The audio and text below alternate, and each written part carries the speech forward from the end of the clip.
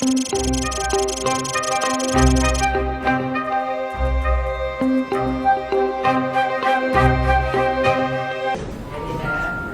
umaga po sa inyong lahat.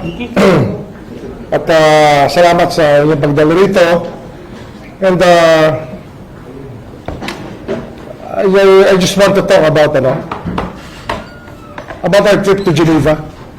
Kung saan nakasama ko si Undersecretary Raul Vasquez sa pagharap sa United Nations. At doon ang nilinaw natin ang government position tungkol sa human rights issues.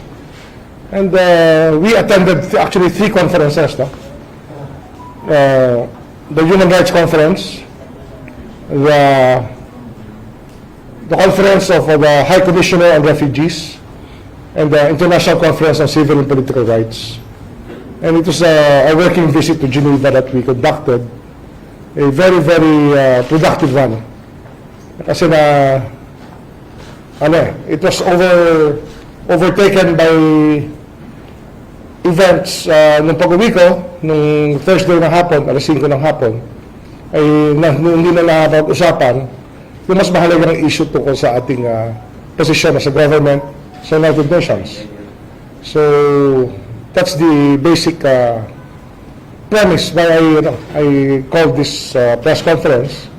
And I'd like to thank you for coming. I'm now open to questions. Sir, just a follow-up question about your participation sa UN. Sa tingin niyo po, paano dito binago yung imahe ng Pilipinas sa international community? At ano po ba yung gains ng Pilipinas through this activities na ginalawa niyo sa UN? Unang-una, there was no more resolution passed by the UN against the Philippines, unlike what happened before, which caused the UNJP, the United Nations Joint Program, to be established.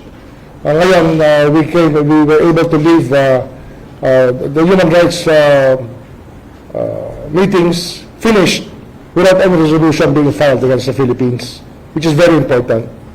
And at the same time, probably the biggest thing that we can say here is that the Philippine delegation was able to answer all the questions posed about the Philippines human rights situation, and that we were able to enunciate clearly government policy.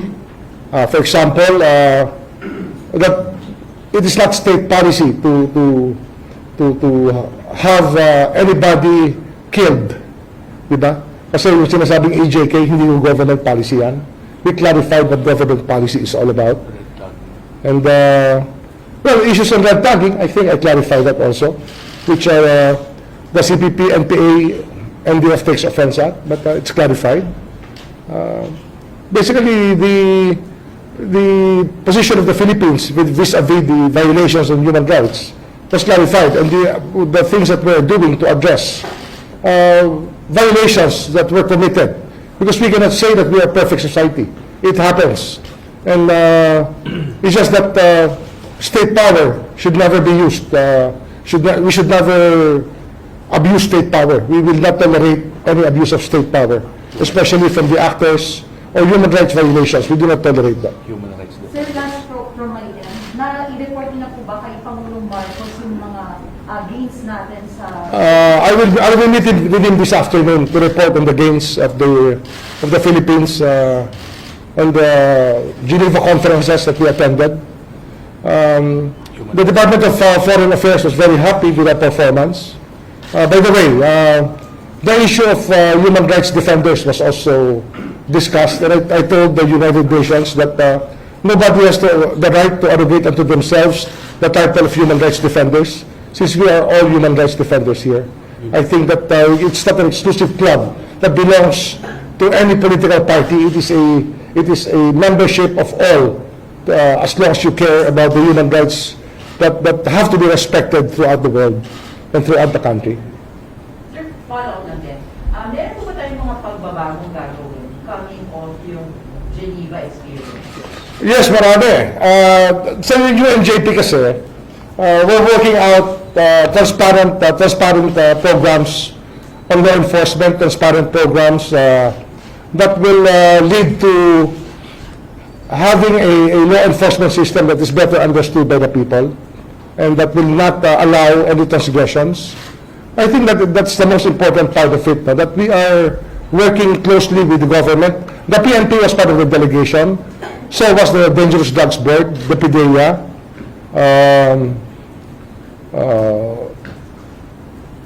kasama yung Philippine Commission on Human Rights.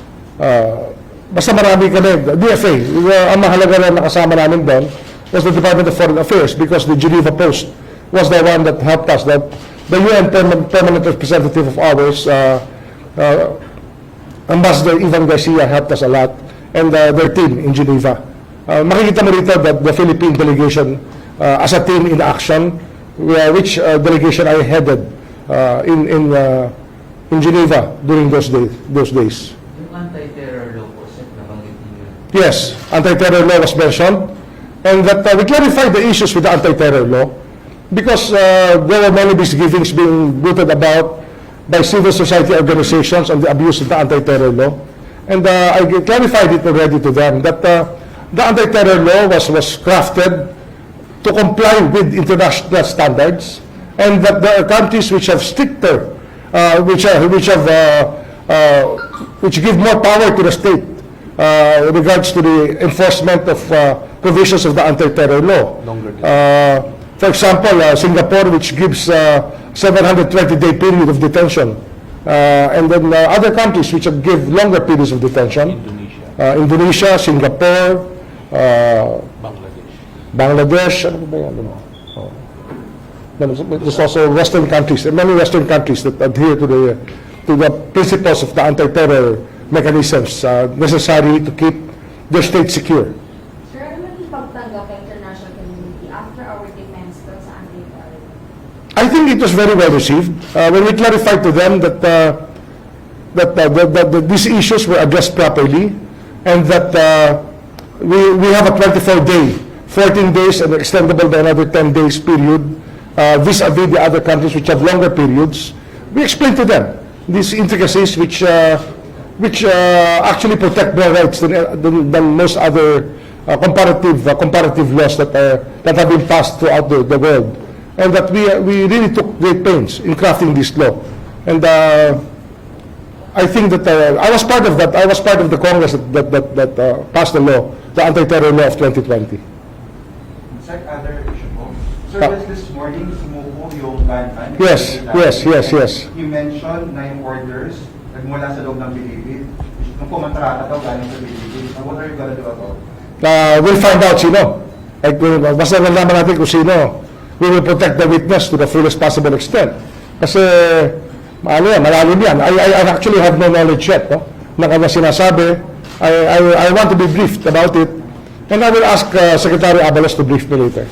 Sa loob ng Bilibid, kung sino man yan, dapat malaman natin. Ilalabas natin yan. Orders pa kayo kay DG to investigate? To investigate, sir, yung nangyari. DG Bantag? Yes, sir. Ngayon ko lang malaman yan eh. I just found out now. I will immediately after this meeting, I will tell him to give me a report on this if he has any knowledge already. Because what the government said and what the DG knows, we do not know if they're the same. We cannot presume that. Other issue rin po. Kamusta po kayo ngayon amid po sa controversy po sa inyong anak? And nakausap niyo ba po ulit siya? And I haven't talked to him actually since the beginning. I've stayed away from the case. I have not talked to anybody.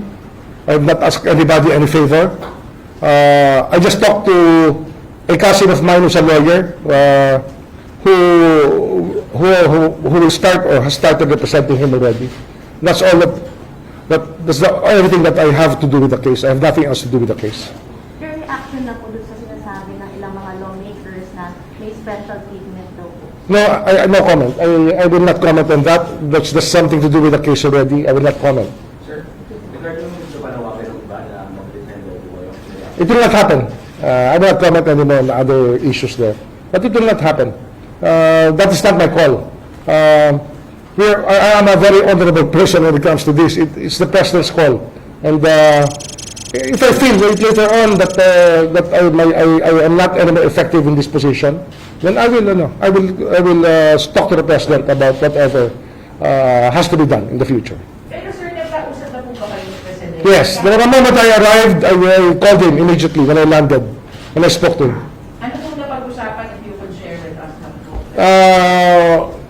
Well, he just said that he commiserates with my plight as a parent. That's all. And he said that just go back to work because we need you. Sabi niya, we have to start working again in the local scene since you were able to do well in the international scene. We need you again in the local scene to do what has to be done. To continue what we've been doing, what we started doing to reform the justice system. Sir, di po pa kayo amitado sa maraming call po na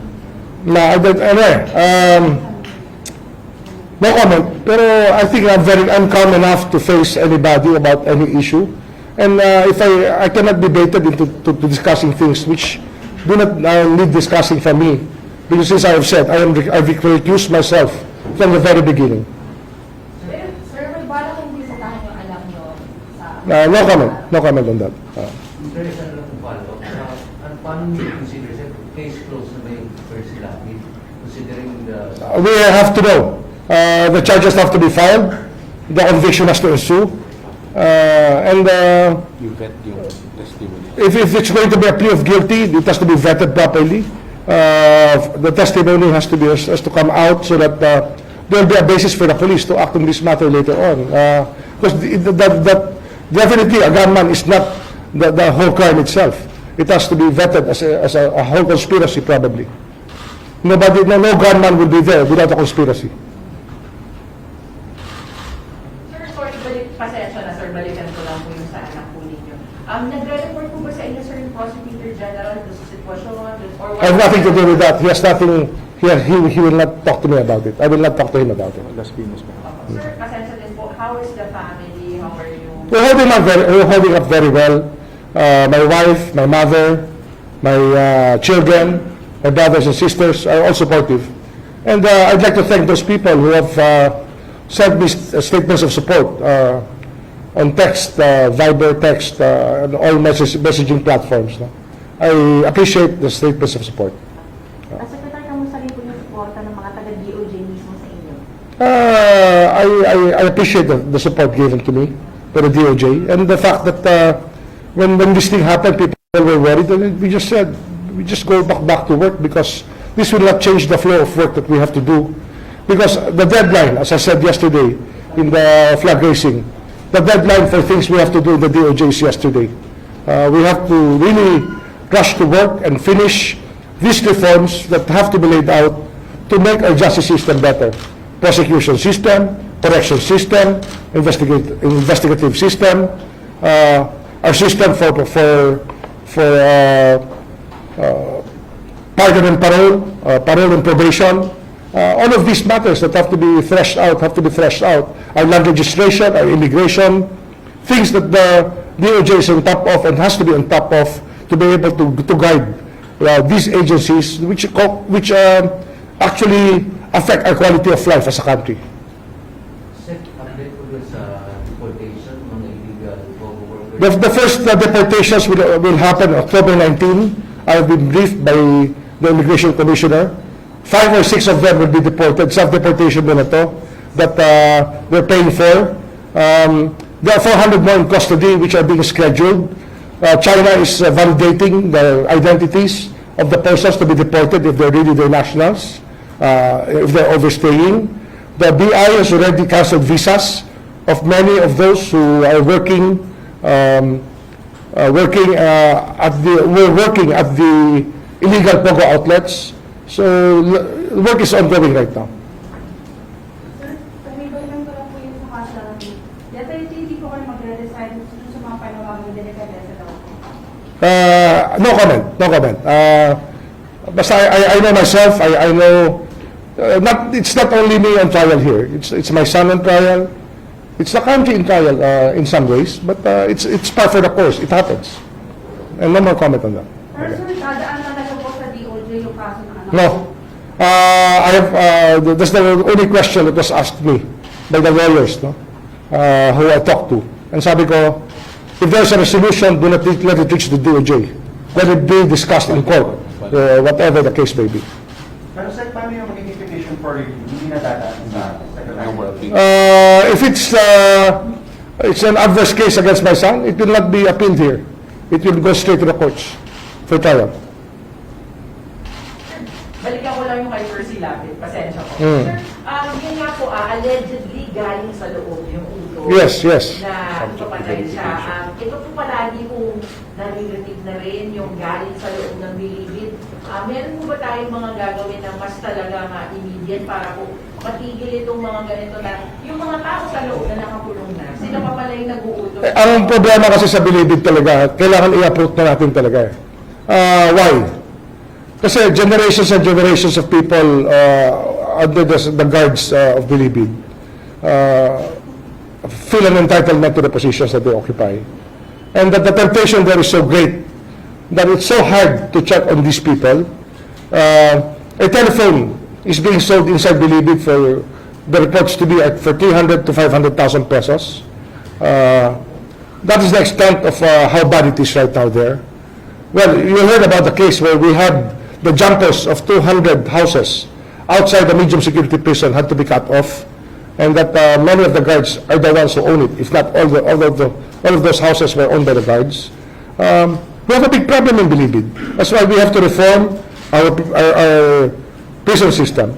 And not only the transfer of maximum security, but the regionalization of prisons is now on the table. I've discussed this. I've been discussing this within the department and with the DPWH for the past 3 months.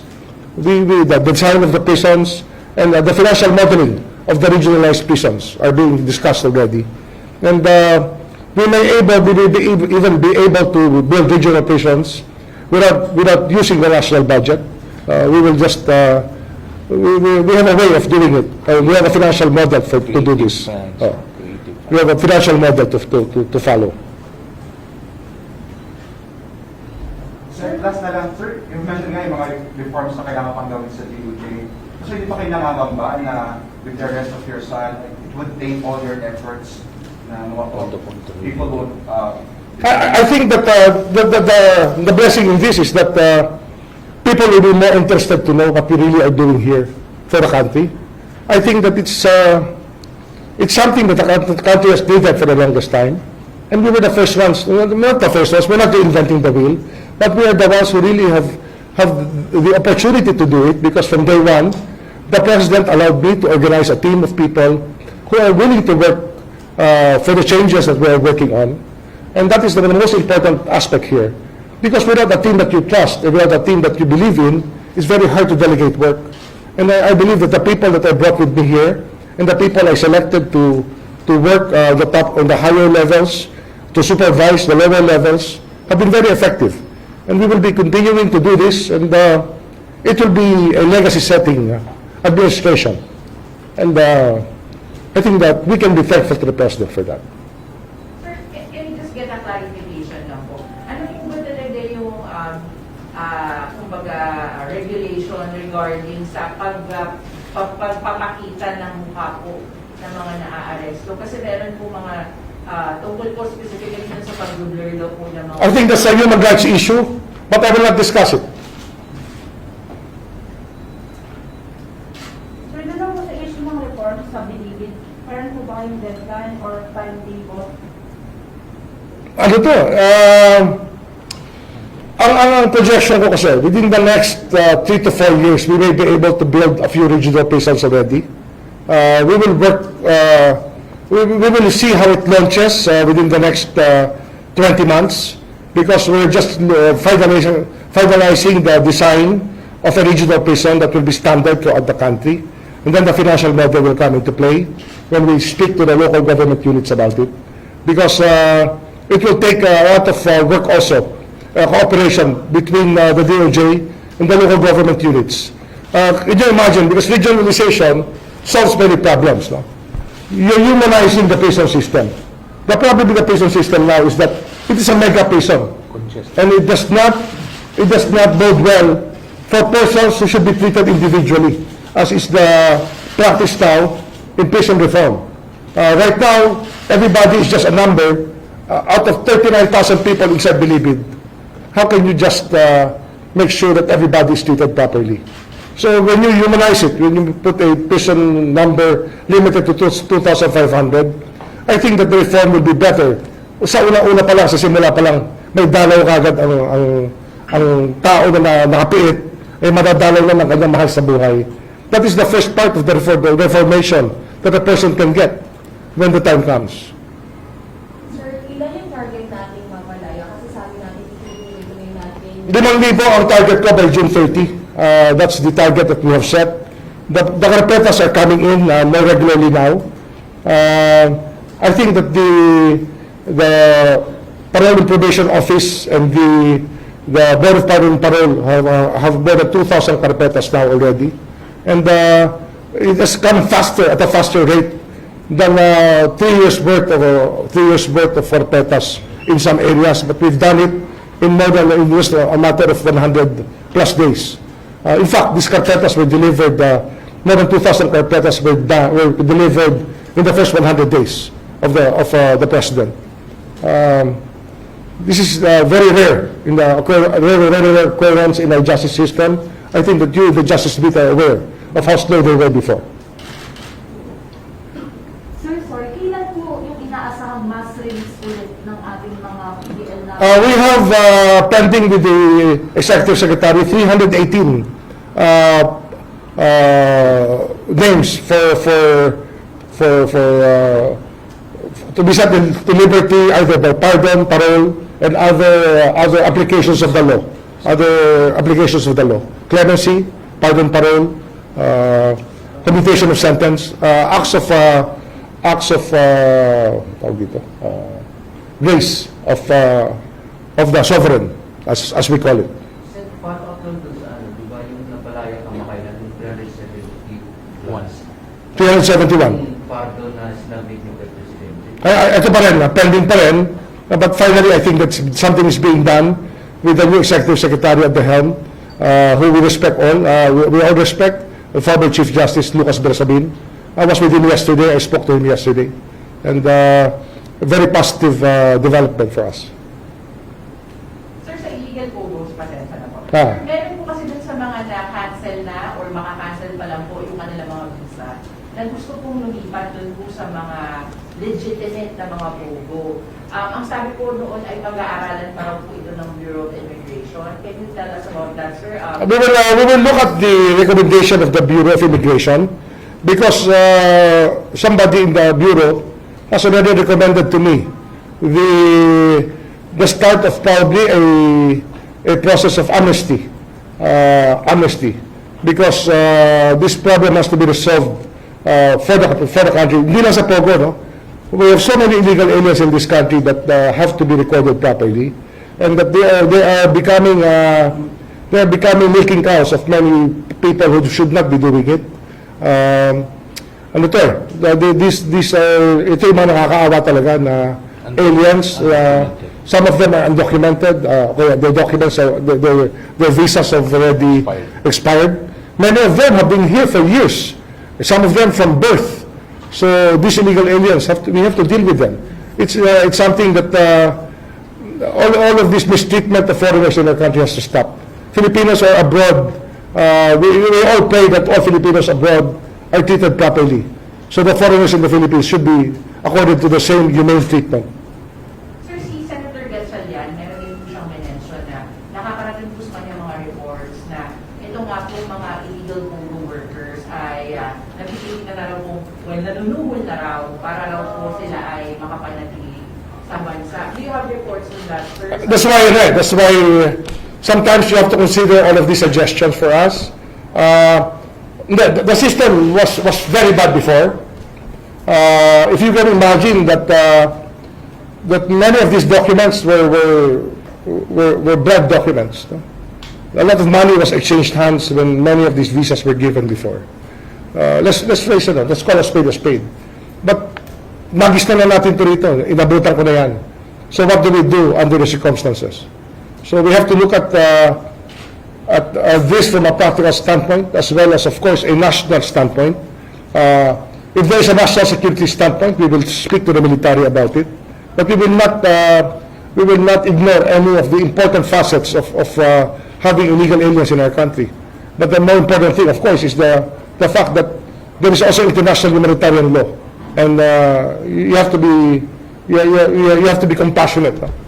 After all, what is the DOJ for but to serve compassionate justice? I think that is the very aim here that the president has mentioned to me in the past. No? That it has to be the iron hand with a velvet glove. So we have to be compassionate in our ways, in our thinking. That is the way that society becomes very, very civilized when and disciplined also at the same time.